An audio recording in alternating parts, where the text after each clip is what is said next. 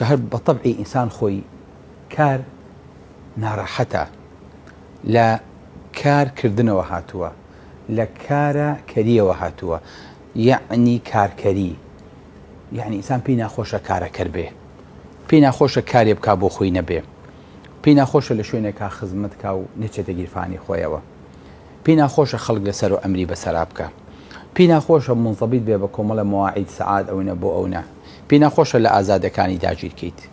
کاریش یەکێکە لەو شتانی کە ئازادی ئینسانەگرێ، جا لە ڕۆژە، لە هەفتەیە، لە مانگە، لە ساڵە هەموویە بێ پابند بی پێوەی. ئێسێمەکە لە پشوویەکەین بۆچی دڵمان خۆشە، کەس حەز ناکە مەکتەب بێتەوە. طبیعەتی ئینسان وایە. زۆرترین ئینتیحارەکان کە ڕۆدەن لە ئەوروپا لە بەیانیانی ڕۆژی دووشەمەیە ڕۆدا. بۆ چونکە شەمە یەکشەمە ئیسراحەتی کردو، دووشەمە دیسانەوە نەک لە ژنە، لە پیاویشە ئینسان تاقەتی نییە.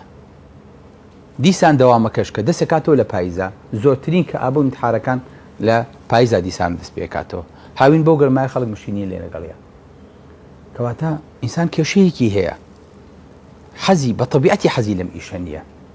پیاو ئیقحام کراوە و لاشەی بۆ ئەمە دروست بۆ ماسوولکە و جسمی بۆ ئەمە هەڵکەوتووە، بەڵام بۆ ئافرەت